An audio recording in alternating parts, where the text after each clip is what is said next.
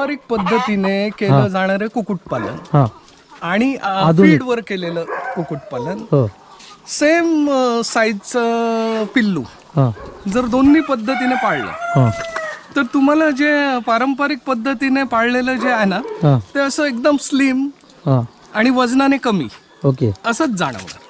बऱ्याच जे फिनिशर किंवा ह्या ज्या गोष्टी देतो तो एकदम असा वजनाने पण चांगला होतो हां आणि मांसाने पण चांगला असतो. ओके. म्हणजे फिनिशरचा हा फरक आहे. स्टार्टरचा पिल्लांना चांगला ग्रोथसाठी आहे, बरोबर. त्यानंतर तुम्ही अंड्यांसाठी लेअर टाकू शकता. स्टार्टर मध्ये प्रोटीन जास्त असल्यामुळे पिल्लांच्या मांसाची वाढ जलद होते. ओके. मग तुम्ही पिल्लं देताना हे सगळे म्हणजे पक्षी देताना किंवा पिल्लं देताना लस वगैरे केलेली असते का? हो हो, 1 महिन्याच्या पिल्लांना 4 लसी दिलेल्या असतात. ओके. लासोटा, गंबोरो, बूस्टर दोघांचे. ओके. आणि 1 महिन्याचं पिल्लू जेव्हा आपण देतो समोरच्या व्यक्तीला तेव्हा ती सगळी पिल्लं हेल्दी पिल्लं आहेत की नाही हे त्यांच्याकडून कन्फर्म करून आम्ही घेतो. ओके. तर मंडळी एक तुम्हाला सांगतो, ह्यांचा हा सेटअप आहे ना जास्त खर्च केलेला नाही आहे. जसं मी 4-4.5 लाख रुपये खर्च केले, पण ह्यांनी किती खर्च केलं मला नाही माहिती. पण ह्यांचा सेटअप पूर्णपणे वेगळा आहे. खाली सिमेंट शीट आहे, खाली चिरा आहे, वरती सिमेंट शीट, वरती जाळी लावलेली आहे. पूर्ण हा जो सेटअप आहे ना एकदम युनिक यांनी केलेला आहे. किती खर्च आला याला?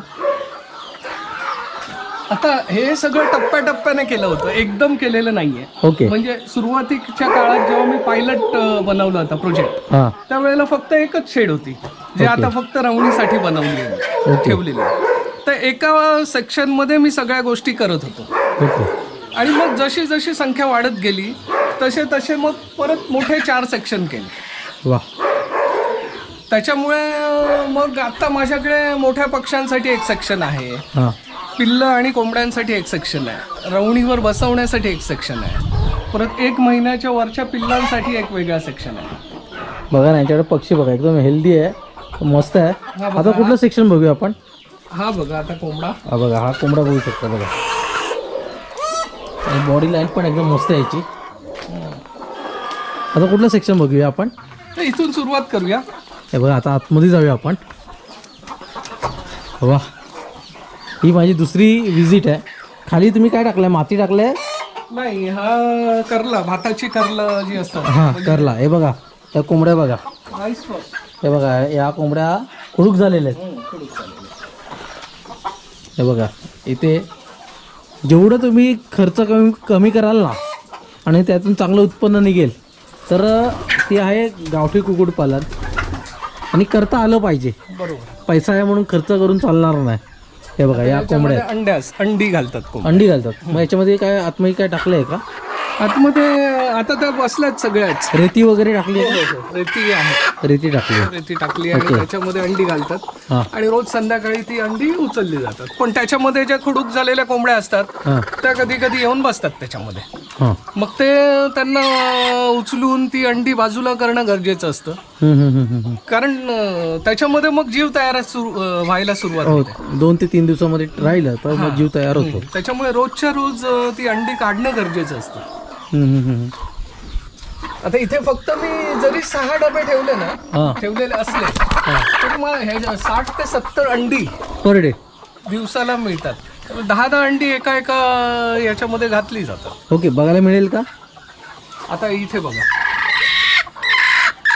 ही कोंबडी बसली आहे. बघा हे रोजच्या रोज कलेक्ट करता तुम्ही? ओके. आता ही खुडूक झालेली आहे बघा. क्रॉस कोंबडी असते ना ती कधी खुडूक होत नाही. आता ह्याच्यामध्ये बघा 2 बसले. 2 आहेत, 3 आहेत. हे बघा, हे बघा.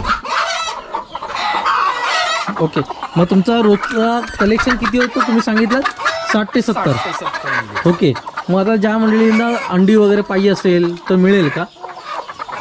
अंड्यांचं कसं एक ठराविक सीझन असतो ज्यामध्ये माझ्याकडे सरप्लस अंडी असतात. हां.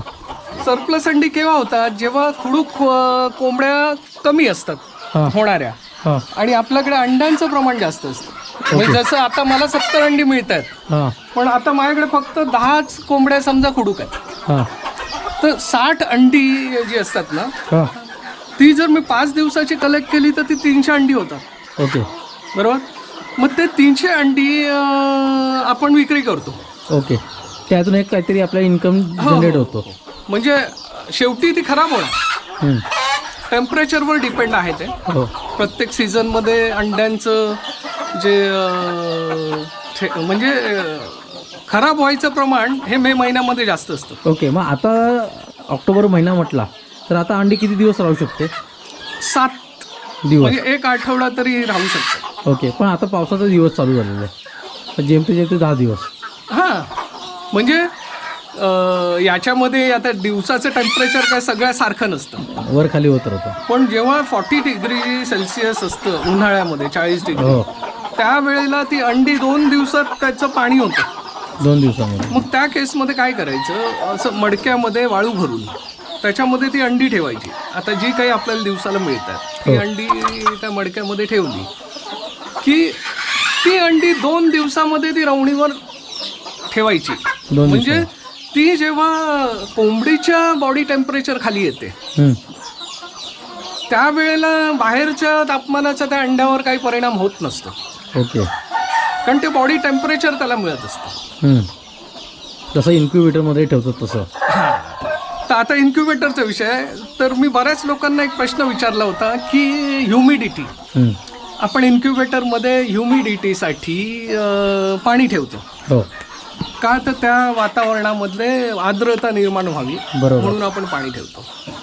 मग नॅचरल ब्रूडिंगमध्ये काय होतं, ती ह्युमिडिटी कशी जनरेट करते कोंबडी नॅचरली, तर ती काय करते, तिचं बॉडी टेम्परेचर तर असतंच, पण तिचा जो ब्रीदिंगचं हे आहे ना ते पंखाखाली घालून तिथे ती हे ह्युमिडिटी जनरेट करते पंखाखाली.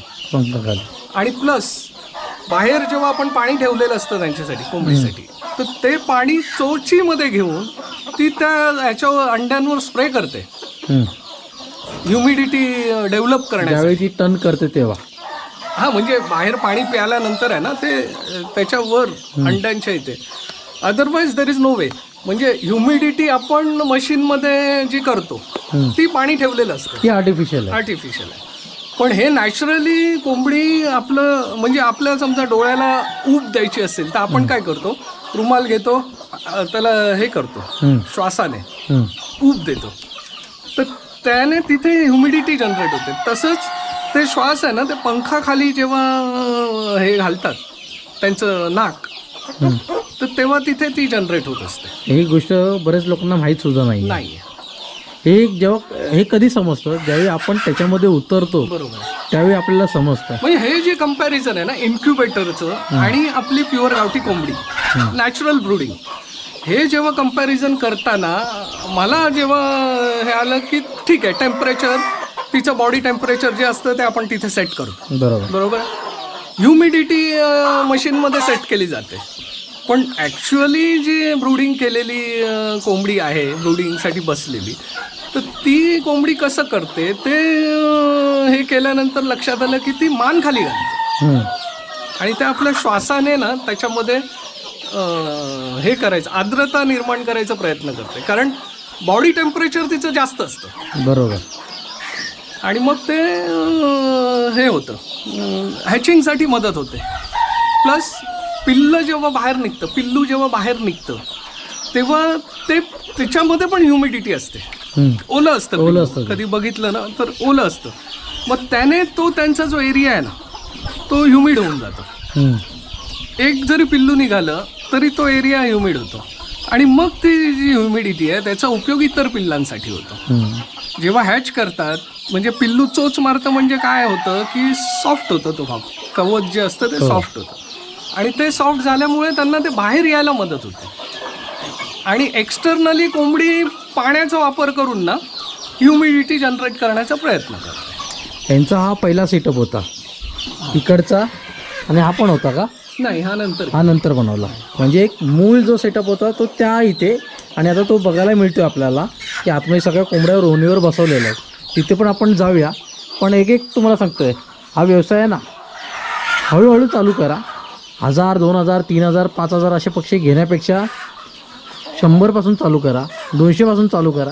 जास्त वरती जाऊ नका का, कारण की याचा जो खाद्याचा खर्च आहे हा अपाट आहे. बरोबर. कारण की एक पक्षी 110 ते 130 ग्रामपर्यंत खाद्य खातो, बरोबर आहे ना, पर डे. कारण की काय होतं नंतर मग पोचणं पॉसिबल होत नाही, मग असे अनेक कुक्कुटपालन बंद होऊन जातात.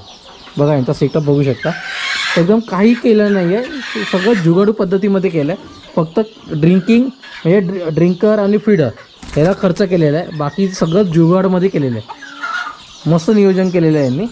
आणि इथे बघा कोंबड्या बघा खुडूक झालेल्या आहेत या, तरी दिवसाला नाही म्हणजे 10 कोंबड्या तरी खुडूक होत असेल ना, 10-20 तरी. हो हे काय इथे आहे ते, तिकडे बघा, तिकडे त्या साईडला बघा. ते बघा अरे भरपूर आहे तो. हे बघा इथे पण आहेत, सगळ्या खुडूक झालेल्या आहेत या. आतमध्ये पण आहेत आतमध्ये अंडी घातलेले असतात. ना, आता तर नाही घातलेलं आहे इथे कुठे, पण इथे पण त्यांनी असं जुगाडू पद्धत केलेलं आहे. काही खर्च केलेला नाही जास्त हा. आणि हे सगळं ग्रीन नेट वगैरे मारलेलं आहे, बांबूचा वापर केलेला आहे, तिथे सेटअप केलेला आहे. मला वाटतं तुम्ही एकमेव असाल ना सिंधुदुर्गमध्ये हां प्युअर गावठीचं सेटअप करणारे. मग थंडीच्या वेळी नियोजन कसं करता तुम्ही? थंडीच्या वेळी हे सगळे ताडपत्री लावलेले आहेत. हां तर ताडपत्री संध्याकाळच्या वेळी, कारण टेम्परेचर जास्त असतं दिवसभरामध्ये, हां आणि नंतर मग ते हळूहळू टेम्परेचर खाली व्हायला, म्हणजे संध्याकाळी 6 वाजल्यापासून टेम्परेचर खाली व्हायला सुरुवात होते. ओके. तर आपण संध्याकाळी कोंबड्यांना जेव्हा आतमध्ये घेतो हां त्यावेळेला ते सगळं खाली आणतो. ओके. तुरेवाले पण आहेत बघा, हो हो हो तुरेवाले पण आहेत. तर या सेक्शनमध्ये जाऊया आपण. चल. बघा मंडळी, कुक्कुटपालन व्यवसाय करतोय तर एका दिवसामध्ये किंवा एका वर्षामध्ये किंवा 2 वर्षामध्ये आपण मोठे व्यावसायिक होणार नाही, पण त्याला थोडा वेळ द्यावा लागणार आहे. आता इथे पण कोंबडी बसली. 2 ते 5 कमीत कमी 5 वर्ष देणं गरजेचं आहे. आता इथे कितीशी केवढी जागा आहे हे बघा याच्यामध्ये पण कोंबडी आहे, इथे पण कोंबडी बसली आहे बघा, अंडी घालत असेल, रवणीवर बसली आहे ती, रोवणीवर बसली आहे. हे बघा याच्यामध्ये कोंबडी आहे, ओरडत आणि हाताला अंड लागतंय. हो इथे अंड आहे. बसली आहे बसली. हां हे बघा इथे पिल्लांचा सेक्शन बघा, पिल्लं बघा किती आहेत. आणि हे जे म्हणजे जाळी वगैरे बनवली आहे ना, हे स्वतः बनवतात. कारण की हे ना बघा, कुक्कुटपालन व्यवसायामध्ये जेवढं तुम्ही स्वतः मेहनत घेणार तेवढं तुम्हाला प्रॉफिट जास्त मिळणार आहे. तर काय पिल्लं बघा मस्त वेगळी आहे, इथे पूर्ण तूस टाकली आहे ना याच्यामध्ये. याच्यामध्ये कोंबडी बाहेर आली तर काय प्रॉब्लेम नाही ना? नाही, ती परत आतमध्ये जाते यांच्यामध्ये बघा. ओके, परत जाणार त्या आतमध्ये. ठीक आहे. ती बघा गेली तुरीवाली कोंबडी आहे बघा ही. तर तुरा बघा काय एक नंबर आणि एकदम हेल्दी आहे. तरी दिवसाला किती फीड लागतं तुम्हाला पिल्लांसाठी? पिल्लांसाठी साधारण आता 100 पिल्लं जर असली, हां आता ही जास्तच आहेत, ही 200 पेक्षा जास्त आहेत, हां तर त्यांना 20 ग्राम पकडा, म्हणजे 20 ग्रामच्या हिशोबाने 200 पिल्लांना जे काही वजन आहे 4 किलो पकडा पर डे. बघा म्हणजे हे 200 पिल्लं आहेत, यांना दिवसाला 3-4 किलो कुठेच गेलं नाही आहे. आणि ज्यावेळी 200 मोठे पक्षी असेल तर त्याला फीड किती लागणार आहे हे थोडं कॅल्क्युलेशन करणं गरजेचं आहे. आज 4 किलो म्हटलं, आज 35 ते 40 रुपये रेट आहे स्टार्टर फीड, बरोबर आहे ना? मग तुम्ही काय आजोला वगैरे काय केलं आहे का? नाही, आजोला वगैरे करण्यासाठी माझ्याकडे मॅनपॉवरचं शॉर्टेज आहे. मी हे सगळं एकटाच करतो. ओके. हायड्रोपोनिक भविष्यामध्ये आता करायचा विचार आहे. ओके. हायड्रोपोनिक म्हणजे मला पावसाळ्यामध्ये फीडचा मोठा प्रॉब्लेम होतो, हां कारण माझ्याकडे यायला गाडीचा मार्ग नसल्यामुळे ना, हां हायड्रोपोनिक शिवाय माझ्याकडे पर्याय नाही आहे. ओके. इथून कणकवली रेल्वे स्टेशन किती किलोमीटर आहे तुमच्या इथून? 10 किलोमीटर. 10 किलोमीटर. ओके. मग जवळ आहे, तसं लांब नाही आहे, सिटी जवळ आहे तरी. ओके. बघा यांच्याकडे पिल्लं बघा, हे किती महिन्याची तुम्ही सांगितलं? ही 1 महिन्याची आहेत. 1 महिन्याची. ओके. आणि सगळे 1 महिन्याचे आहेत. 200 पिल्लं ती. त्याच्यातली ही जी पिल्लं आहेत, जी छोटी साईज दिसते, हां ही बघा, हां ही 2 आठवड्याची. 2 आठवड्याची. ती कोंबडी पाय खाली ठेवून हे करते ना. हां हां. आता ही जी पायाखाली येऊन जी मॉर्टॅलिटी होते हां त्याला आपण काहीच करू शकत नाही. ते थांबू शकत नाही, ते नाही थांबवू शकत. ते जेनेटिक आहे. पण एक गोष्ट करू शकतो आपण की काही कोंबड्या चोच मारून पिल्लांना अक्षरशः घायल करून टाकतात, मारून टाकतो ते. त्यांना आपण ते एक दिवस ऑब्झर्वेशन नंतर कळतं. हां ते शेवटी कोंबडीचं बिहेवियर आहे. हां त्या कोंबडीला सेपरेट करणं गरजेचं असतं. ओके. आणि त्यावेळेला तुम्ही सेपरेट केल्यानंतर त्याचे सबस्टिट्यूट तुमच्याकडे असायला पाहिजे, ओके. ती पिल्लं सांभाळायला. आणि जेव्हा मोठा सेटअप करतो तेव्हा सबस्टिट्यूट कोंबड्यांची कमी नसते. इवन आता एखादी कोंबडी रवणीवरून उठली तर आपण त्याच्यावर दुसरी कोंबडी आणून बसवू शकतो.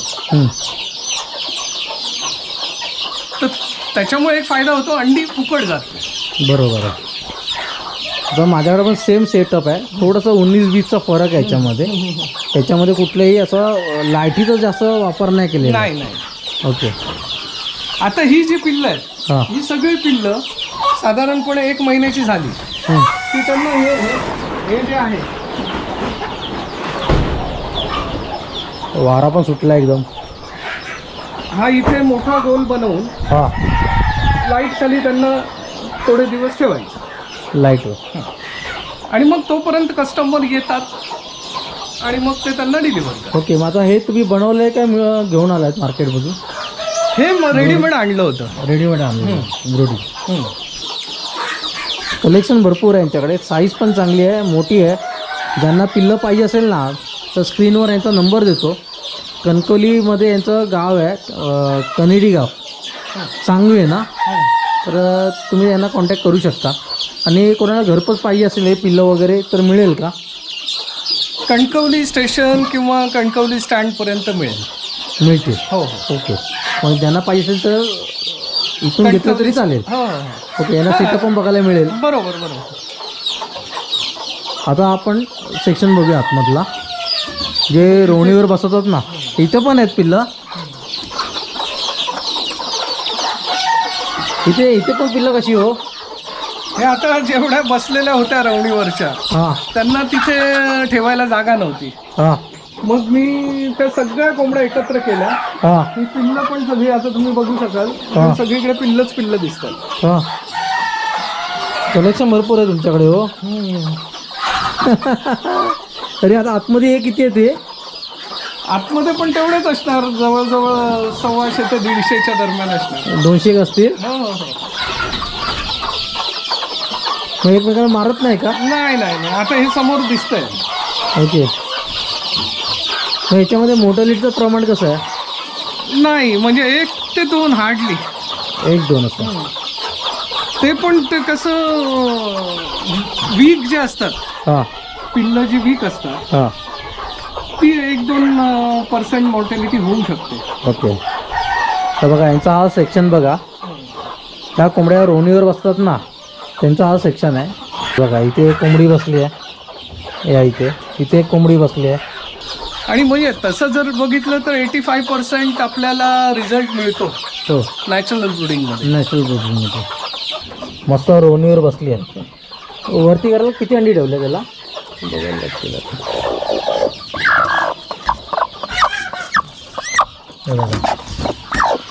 एवढे अंडी आहेत. इथे एक बसली आहे, इथे एक आहे, इथे एक आहे. तुरेवालीच आहे तुमच्याकडे? बहुतेक तुरेवालीच आहेत. आणि हे डबे 2 वर्ष चालतात. काय म्हणताय? म्हणजे आपण हे पत्र्याचे जे डबे वापरतो ना हां ते 2 वर्ष सर्व्हिस देतात. 2 वर्ष. एक आहे.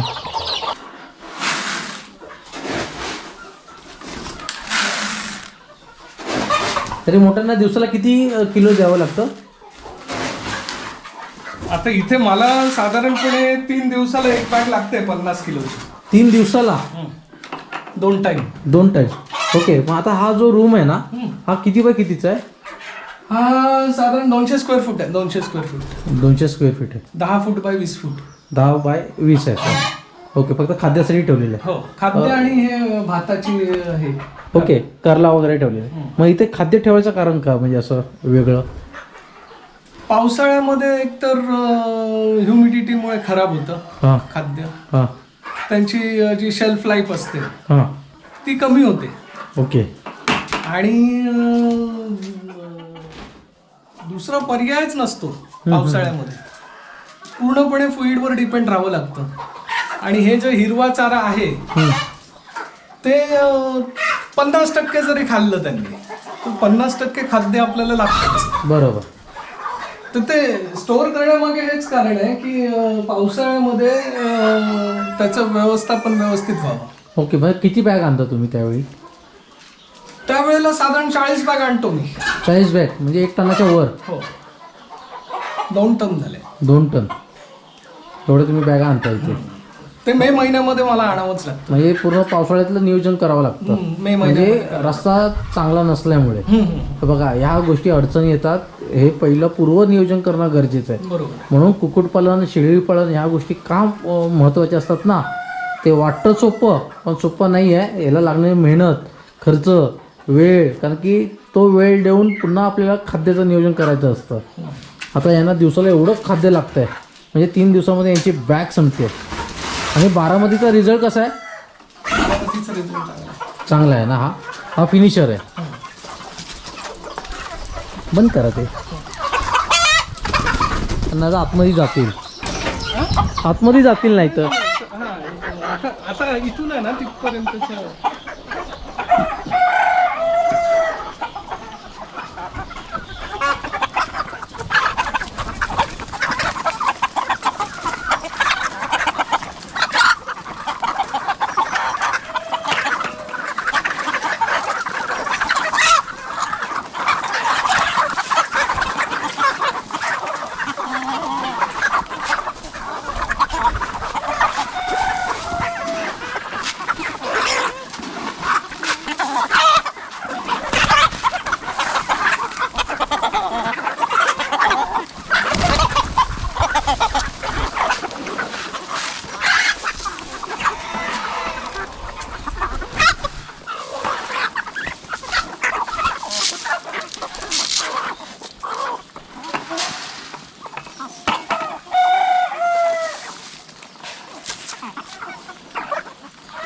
मस्त आवडीने खात आहेत.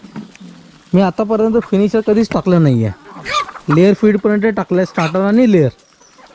पण फिनिशरमध्ये क्वालिटीमध्ये फरक पडतो. हो हो, फिनिशरमध्ये. ओके, मग पिल्लू जो मोठा होतो त्यावेळी सुरुवातीला स्टार्टर देता, बरोबर. नंतर मग अंड्यांवर असेल तेव्हा लेअर देता. ओके, मग किती महिन्याचा झाल्यानंतर तुम्ही फिनिशर देता? साधारणपणे कसं 5 महिन्यापासून आपण लेअर सुरू करतो. हो. 5.5 महिन्यापासून त्यांना सुरुवात होते अंडी घालण्यासाठी. ते काही 6 महिन्याने पण घालतात. तर त्या केसमध्ये मग मी काय करतो, 1 टाइम लेअर आणि 1 टाइम फिनिशर. ओके. कारण कोंबड्यांना लेअरची गरज नसते, हां, त्यांना फिनिशरची गरज असते. आणि आपण असं सेपरेट करून टाकू शकत नसल्यामुळे 1 टाइम लेअर आणि 1 टाइम फिनिशर, ओके, असे 2 प्रकार आपण देतो त्यांना. आता याची कोंबड्यांची शायनिंग आणि ह्या ज्या गोष्टी आहेत ना, त्या विटामिन डी वर ऍक्च्युली डिपेंड आहे. आता बंदिस्त मध्ये पाळताना जी चकाकी यायला हवी ती बंदिस्त मध्ये येत नाही. नाही, फ्री रेंज मध्ये जी चकाकी येते ना ती बंदिस्त मध्ये येत नाही. आता ते शायनिंग जर बघितली ना कोंबड्याची, तर ती एकदम छान शायनिंग दिसते. आणि जेव्हा ऊन येतं ना आणि त्या फेदर्सवर जेव्हा पडतं त्यावेळेला त्याचा इफेक्ट खूप मस्त असतो. मग सकाळी किती वाजता तुम्ही यांना बाहेर सोडता? सकाळी 8 वाजता बाहेर सोडतो. ओके, मग संध्याकाळी किती वाजता बाहेर असतात हे संध्याकाळी अंधार परेपर्यंत बाहेर असतात. आता हे खाऊन झालं की मग ते ग्रीन खायला जाणार तिकडे. ओके, मग काही बाहेरचं प्राणीचं काही प्रादुर्भाव आहे का इथे? बिबट्याचा किंवा कुत्र्यांचा वगैरे? कारण हे सगळं बंदी 10 फूट उंच असल्यामुळे ना, हां, आणि कोंबडी माणसापेक्षा खूप हुशार आहे. म्हणजे त्यांना मुंगूस कुठे आलेला पटकन कळतं, घार आलेली कळते. इवन ते शेडमध्ये असतात तेव्हा वरून कुठलाही एखादा पक्षी उडत गेला की लगेच ते आवाज करतात. मग ते त्यांना एक गिफ्ट मिळालेलं आहे. ते गॉड गिफ्ट आहे. गॉड गिफ्ट आहे. बघा मंडळी, 5 वर्षाची ही मेहनत आहे. 5 वर्षामध्ये त्यांनी आतापर्यंत 500च्या वरती पक्षी केलेले आहे. याला लागणारा दिवसाचा खर्च, फीड, बाकीची मेहनत हे किती लागते तेही बघा. बरेच मंडळी झटपट येतात, झटपट व्यवसाय बंद करतात, नंतर ह्याच्यामध्ये काहीच उत्पन्न होत नाही असे म्हणतात. पण जे मंडळी 5-5, 10-10 वर्षे ज्या व्यवसायामध्ये आहेत त्यांना माहिती आहे की उत्पन्न कसं आपण जनरेट करू शकतो, कसं येऊ शकतं. कारण की 5 वर्ष खायची गोष्ट नाही आहे. आज 365 दिवस वर्षाचा आहे, गुणिले 5 करा, किती दिवस त्यांनी कष्ट घेतलेले आहेत, मेहनत घेतलेली आहे, त्याचा हे फळ मिळालेलं आहे. पण तुम्ही बाहेर कंट्रीमध्ये होतात आणि आता स्वतःच्या कंट्रीमध्ये आहात, देशात आहात, ते बरं का हे बरं? आता करिअर करताना ज्या राहून गेलेल्या गोष्टी आहेत त्या मी आता करतोय. बरोबर आहे. मग आता हे पक्षी आजारी वगैरे पडले, सर्दी झाली किंवा कोरायचा सारखे असे आजार आले, बरोबर, मग सगळं तुम्हीच हँडल करता. हो.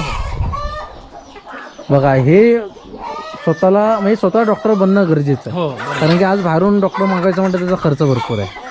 त्यामध्ये तुमचं 2 किलो 3 किलो तरी खाद्य निघू शकतं. बरोबर आहे. आणि अनुभवातून माणूस शिकत जातो.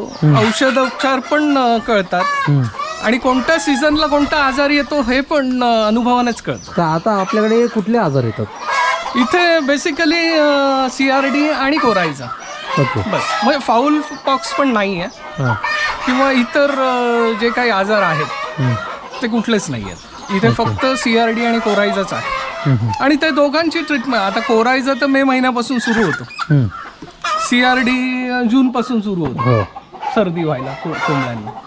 मग त्याप्रमाणे आपलं नियोजन असलं पाहिजे की मे महिन्यामध्ये फवारणी करायची दर आठवड्याला एकदा. त्याने काय होतं की बॅक्टेरियाचा जो लोड आहे तो कमी होतो. आणि कोरायचा is nothing but bacterial infection. मग ते जे बॅक्टेरियल इन्फेक्शन आहे ते वाचवण्यासाठी आपल्याला जे काही व्यवस्थापन करायचं शेडचं, त्याची जर पूर्वतयारी नसेल आणि शेडमध्ये एकदा आजार आला की मग त्याचा इफेक्ट आपल्याला जाणवायला लागतो. की आपण त्याच वेळेला जर काळजी घेतली असती तर आपले 10 पक्षी तरी वाचले असते. बरोबर आहे. त्याच्यामुळे तहान लागली की विहीर खाण्याला जायचं नाही, आपण अगोदर नियोजन करायचं. आणि नियोजन आणि व्यवस्थापनावर हे सगळं जरी असलं तरी प्रयत्न करत राहायचं. आणि रिस्क घेण्याची जी कॅपॅसिटी आहे ना, एक रिस्क ॲपेटाईट आहे आणि एक रिस्क ॲनालिसिस आहे. तर रिस्क ॲनालिसिस करून त्याच्यावर आपली रिस्क ॲपेटाईट किती आहे हे ठरवायचं. आता रिस्क ॲनालिसिसमध्ये काय काय येतं तर कोंबड्यांना होणारे आजार, बरोबर. तर कोंबड्यांना होणारे जे आजार आहेत त्याच्यावर उपचार आहेत, पण ती लक्षणं कळायला हवी. बरोबर. मग आता आपल्याला माहिती आहे की बाबा कोरायचा आजार आहे, त्याची लक्षणं काय आणि प्रिव्हेंटिव्ह मेजर काय आहे. तर हे जे कंट्रोल मेजर आपल्याकडे असतात, पण किती वेळ लागतो आपल्याला कळायला, त्याच्यावर ते सगळं डिपेंड आहे.